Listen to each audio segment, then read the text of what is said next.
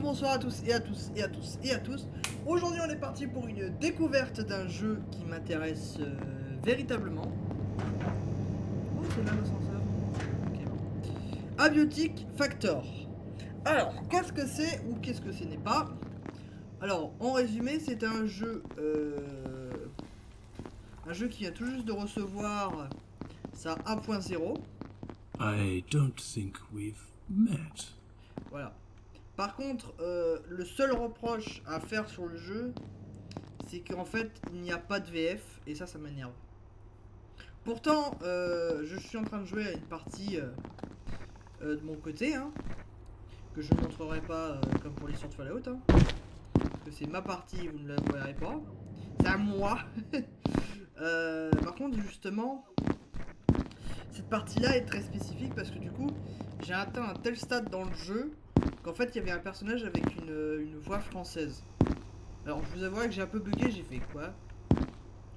Tous les personnages parlent anglais avec un accent. What on earth is going on? Voilà, avec un accent à couper au couteau hein, au niveau de l'anglais. Donc du coup actuellement ok. Ah ok. Donc du coup notre objectif c'est d'atteindre la salle là-bas. Parce que du coup... Alors je vais vous faire un petit résumé de ce qui se passe au sein de ce laboratoire. Le temps que je fasse la... Voilà, le temps qu'on reste avec moi. Hein. Du coup... Ouais. Actuellement nous sommes dans une situation assez, disons, critique. Dans ce laboratoire. Parce qu'en fait, en vérité, il s'est passé un truc assez événementiel, c'est que il y a une faille dans la sécurité. Vous savez pas une blague. Il y a vraiment, c'est vrai. Donc, du coup, à cause de cette... parce que du coup, on est dans un sorte de laboratoire gigantesque. Hop. Bref. Donc, du coup, ce qui nous a produit sur un rythme un peu effréné. Mais je vais vous détailler un peu plus de pourquoi c'est une faille. Parce qu'en fait, vous connaissez sûrement Half-Life. Voilà, tout le monde connaît à peu près.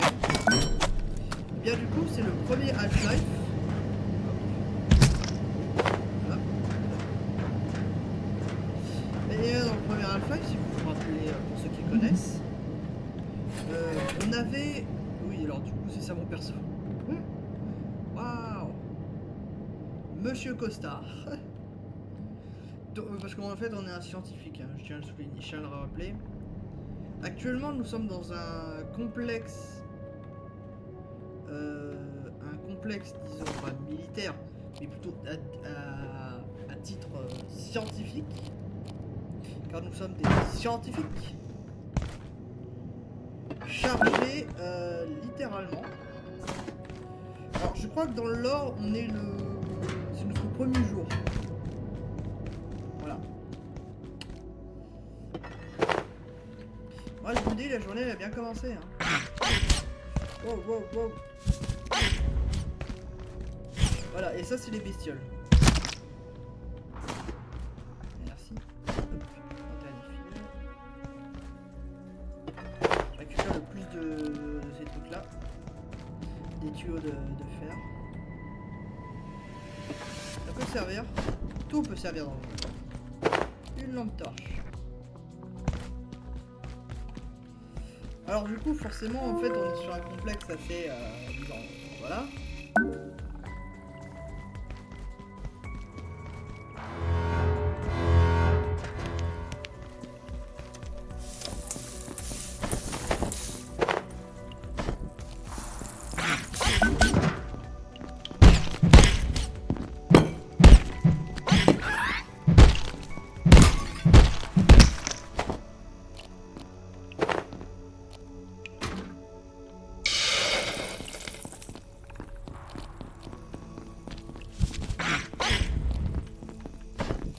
Je vais essayer de tuer cette bestiole. Merci. Thank you. Parfait. Oh non. Hello? Over here.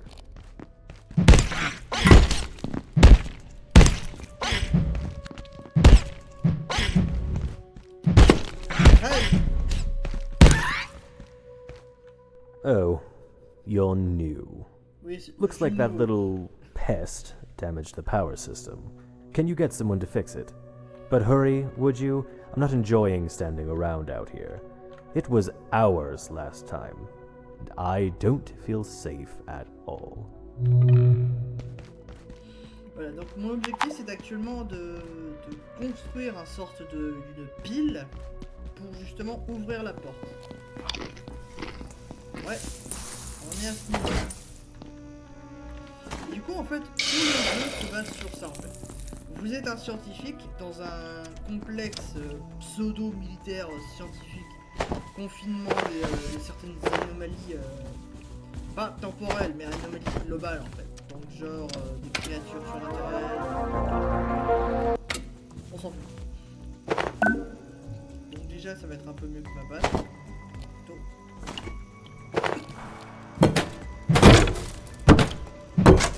Voilà.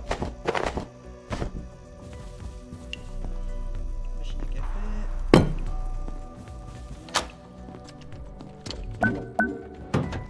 Parfait, ça va. Donc du coup en fait on est un scientifique coincé dans un complexe militaire. Je l'ai déjà dit ça. Alors du coup facilement en fait vous pouvez vite comprendre que tout va se baser sur ça en fait. Et globalement en fait on ne fait que de la recherche scientifique.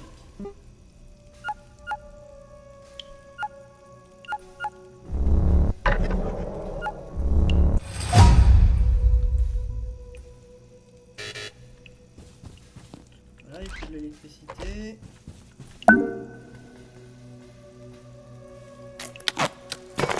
On fabrique la batterie. Prends la batterie. Hurry!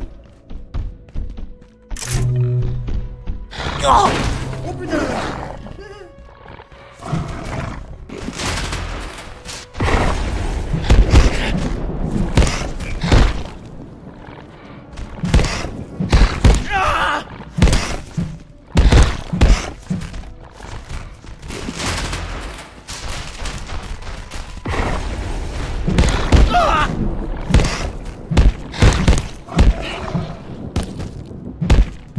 Voilà, crève.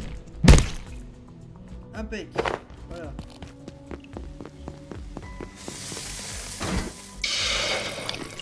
Parfait.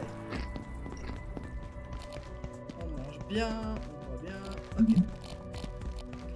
Donc du coup c'est une aventure assez... Enhanced security Why are you? protocols are now in effect. Please locate security Look, personnel. I don't know Follow what's evacuation going on. procedures. They don't tell me Je vous laisse lire en squat bas. on a good day, and this isn't a good day. But if the big voice says, get out, I'd do what she says. Elevators are dead, so head for the main tunnel in manufacturing on level 2. There's maps over there. But me, I'm staying right here. Voilà. Donc notre objectif est actuellement manufacturing. Et comme vous pouvez le constater, en fait, on a plusieurs rames de métro pour aller dans différentes zones. Et je vous garantis que c'est pas facile d'y aller, hein. Et c'est là où justement, en fait, vous comprenez, j'espère que vous comprenez que le jeu a une rejouabilité quasiment abusée. Parce que du coup, en fait, basiquement, on est déjà on est nouveau. Déjà.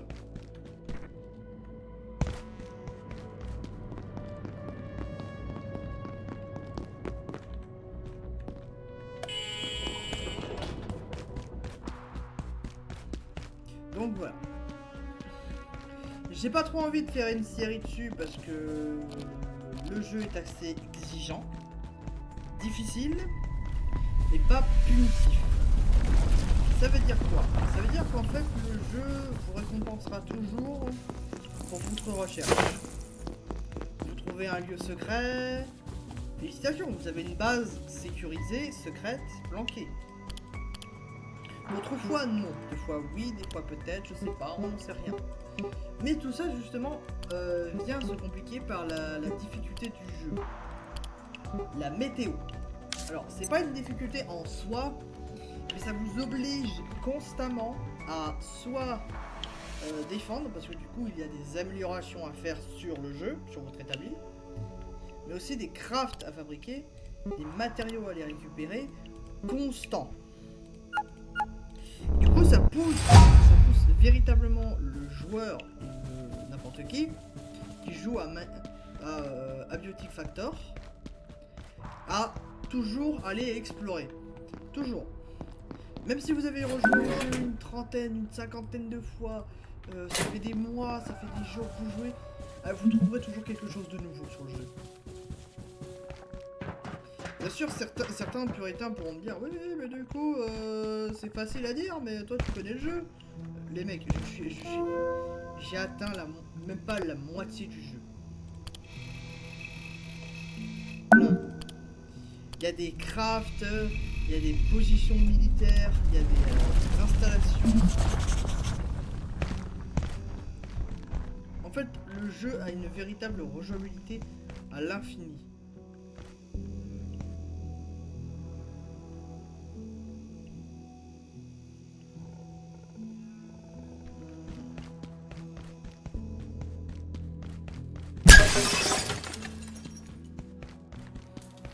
Par exemple, regardez, vous voyez ce petit code là-bas?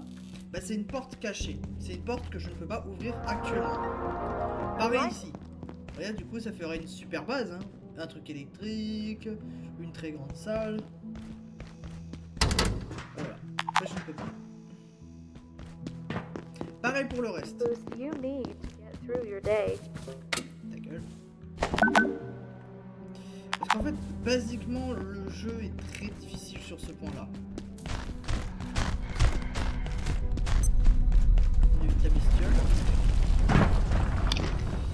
Alors, comment expliquer correctement, parce que du coup j'étale, je t'explique, je patauge dans la merde qui est ce jeu. Parce qu'en fait le jeu est très difficile à expliquer et très difficile à voir. Alors moi à la base j'avais regardé 2-3 vidéos quand il était même pas encore sorti le jeu, hein. Je parle. Et d'un seul coup, en fait, on m'a annoncé que du coup le jeu était enfin sorti. Ou en tout cas, la version officielle est sortie. Alors, je vous avouerai que ma première réaction était en mode what? Qu'est-ce que tu veux que j'en foute de ce truc-là? Voilà. Blanche. Donc voilà. Donc facilement en fait on peut se rendre compte qu'il y a énormément de rejouabilité parce qu'en fait basiquement n'importe quel lieu que vous regarderez, que vous explorerez, que vous ferez des machins aura toujours une rejouabilité parce que du coup fondamentalement par exemple c'est une coffre ici mais du coup j'aurais pu l'installer là, j'aurais pu l'installer dehors. En fait le système de construction dans le jeu n'est pas justement autour de l'établi de craft, donc l'établi de craft, même si techniquement c'est de craft, mais du coup ça permet une rejouabilité beaucoup plus large et beaucoup plus grande que d'autres, parce qu'en fait d'autres jeux, parce que basiquement vous vous retrouverez jamais en disant ouais du coup c'est pas terrible, le jeu m'intéresse pas, ouais. Mec, t'as même pas joué 10 minutes. T'as joué 1 heure. Est-ce que t'arrives à te rendre compte qu'en fait, chaque zone, chaque lieu, chaque matériau te permettra de fabriquer quelque chose de nouveau? C'est en explorant les environnements variés du jeu qui te permettent de diversifier ton horizon. Et c'est pas une blague, hein, c'est vrai. Hein. Le jeu ne se... Comment dire? le jeu ne se ressemble pas à chaque fois. Dans le sens que, oui, d'accord, les ressources étaient exactement les mêmes, le placement était exactement les mêmes. Mais plus dans le sens où, justement, je ne vais jamais retrouver le même chemin à chaque fois. Je vais peut-être pas prioriser, dans ma toute première partie, je vais pas prioriser certains lieux, je vais pas foncer directement par exemple sur certains lieux. Parce que par exemple, regardez, là je suis allé vers ici. Bah, peut-être dans une autre partie, je me dirais, à la place d'aller là en premier, je vais aller à la piscine. Peut-être du coup je montrerai, peut-être je vais ici, je vais piller l'endroit. Vous voyez, la rejouabilité de ce jeu est quasiment pas infinie, mais elle est plus large en réalité que la majorité de tours. De beaucoup de jeux que j'ai rencontrés, que j'ai joué, que j'ai combattu, m'avaient jamais donné une telle, pas une graphication, une glorification, une graphication, je sais pas trop comment on dit, aussi parfaite. Le jeu est dur, le jeu est exigeant, mais pour des bonnes raisons. C'est pas des mauvaises raisons en disant ouais c'est réaliste. Le jeu est très réaliste dans le sens limité. Je m'explique.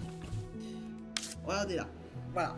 Ceci est là basiquement ce que vous devez regarder au niveau du personnage. Donc ça sent, on voit c'est parce que du coup on peut se casser les os, on peut saigner, donc du coup il faut prendre un bandage.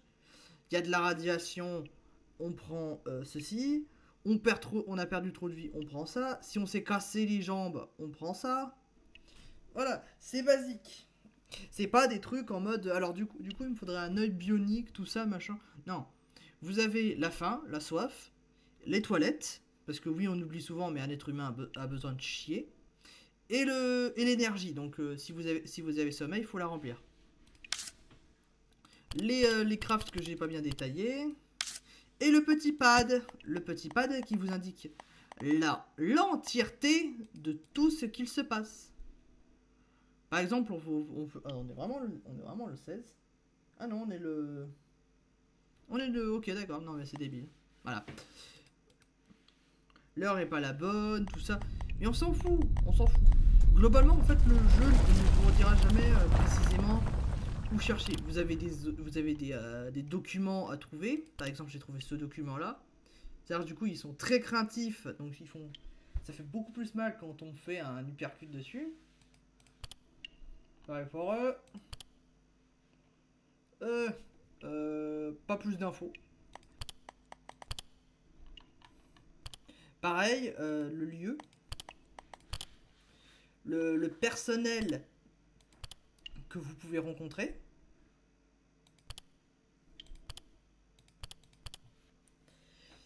C'est pas foncièrement que du coup on ne vous montrera jamais les choses correctement. Par exemple, ceci c'est dans les voilà, c'est la météo, les mails qu'on a vu par les ordinateurs, les anomalies, les créatures dangereuses qu'on peut croiser et leurs faiblesses. Basiquement, le jeu, pareil, certains ateliers peuvent être améliorés, comme par exemple, voilà, je peux gagner de la santé en continu, tant que l'établi a l'électricité. Quelque chose qui prendra en sorte que du coup, je sais pas exactement non, mais si je l'installe, bah du coup il va être relié à tous les coffres aux alentours de l'établi. Un truc de chauffage dans les zones plutôt froides. Un truc de renforcement métallique pour renforcer la vie de l'établi. Et alors là, ça, personne peut le tester. Un anti-météorologie. Ça, j'en ai rien à foutre, c'est génial. En gros, il existe en fait une forme de météo un peu bizarre, qu'il s'agit des failles violettes qui peuvent apparaître dans votre partie, dans n'importe qui en fait.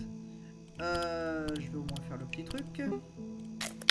Et qui peuvent tout simplement apparaître en mode pouf et littéralement ruiner votre partie en l'espace de quelques secondes, parce que ce truc là va faire spawner des... Vous savez la grosse bestiole là qu'on vient d'affronter, ou qu'il y a dans le couloir, ça va en spawner plein. Pas une quantité astronomique genre 40, 3. Voilà. Et en tout début de jeu, si vous avez 42 bestioles comme ça, vous ne survivrez pas.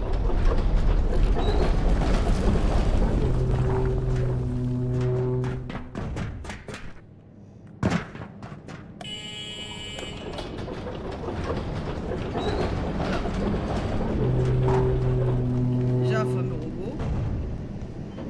On peut tomber là-dedans, c'est marrant.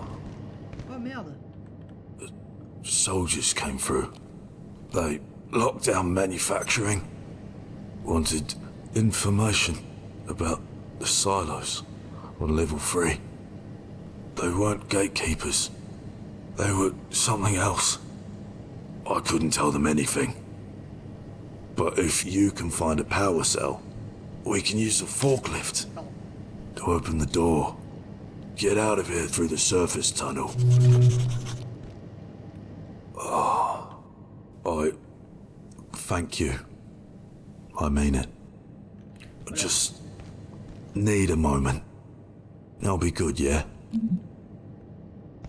Voilà. Et ça, basiquement, par exemple, le donner un bandage dans le jeu, c'est pas marqué. C'est pas marqué nulle part qu'il fallait lui donner un truc comme ça. Donc voilà à peu près le délire. En fait, tout est une question de test. Tout est une question de logique au sein du jeu. Par exemple, voilà, littéralement un portail interdimensionnel, PTDR.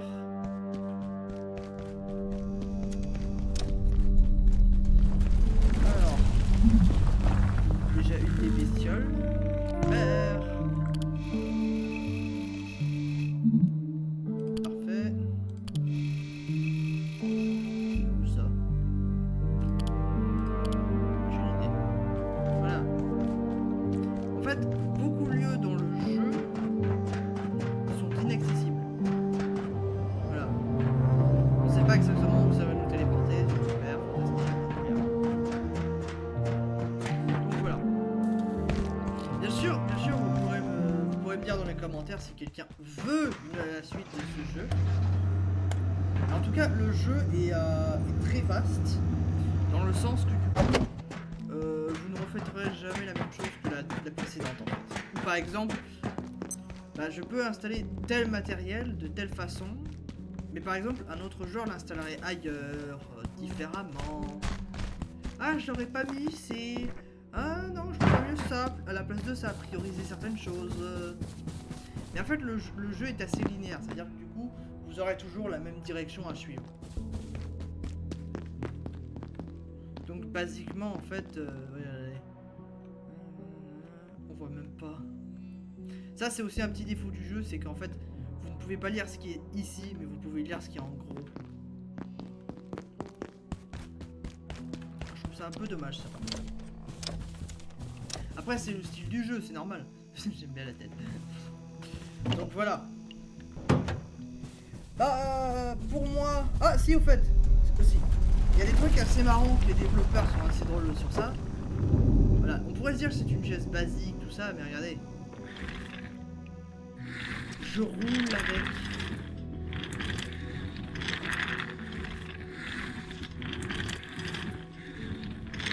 C'est génial! Voilà. Du coup, en fait, vous avez plein de petites interactions comme ça, en fait. Par exemple, je peux me battre avec, voilà, mon fauteuil roulant, quoi. Ouais, regardez, et ça te revient un objet. Voilà. Et littéralement, l'objet ne peut plus être déplacé. C'est des trucs comme ça, un peu débiles, qu'on pourrait se dire c'est normal. Mais en fait, non, c'est pas normal.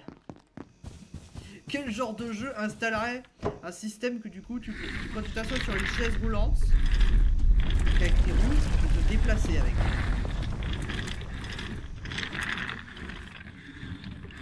Voilà. C'est basique. Mais pareil. En fait, par exemple, je peux dormir sur un canapé, je peux fabriquer un lit. En fait, le jeu ne vous donnera jamais la même chose à la fin. Donc voilà. Mais le jeu est vraiment intéressant et sincèrement je vous le conseille parce que moi tout ce que j'espère c'est que du coup évidemment ils ont sorti la 1.0 J'espère, dans les années à suivre, peut-être dans les mois, voilà, dans l'année, on est bientôt en fin d'année, hein, 2025. Waouh, le temps passe vite. J'espère qu'au moins ils sortiront des nouveaux, pas des DLC, mais des nouveaux chemins, des nouvelles histoires, des nouveaux crafts, des nouvelles matériaux. Parce que sincèrement, le jeu est ultra fun, la communauté qui est derrière est riche, principalement des anglophones, mais ça va, on peut supporter, en tant que français. Mais ça nous fait un peu plus isolés, parce que du coup la communauté française, elle est pas trop là, hein. C'est pour ça que j'avais dit au tout début, il n'y a pas de VF, parce qu'il n'y a pas de communauté française qui peut se former autour de la VF, en fait. Comme je vous l'ai dit, j'ai atteint un tel stade dans le jeu, qu'il n'y avait qu'un seul, vraiment, un seul personnage, donc un scientifique, hein. Je vais remontrer, hein. Voilà. Sur l'entièreté des scientifiques, il y en a un seul qui a la VF. Elle n'a pas de VO par contre, ça c'est chiant. Je suis pas très... Voilà. Gary. Voilà. Lui il me vend ça. Très bien. Prends ça aussi. Voilà. Donc, eh bien, c'est déjà la fin de cette vidéo pour cette découverte de ce Downloading Factor. J'espère que je vous ai donné un peu envie, même si mes explications sont toujours cauchemardesques. J'aime bien le petit son là, comme ça. Ouais. Donc du coup, eh bien, bonne journée à tous, bonne soirée à tous et à tous et à tous et à tous et à tous. Moi je vous dis ciao.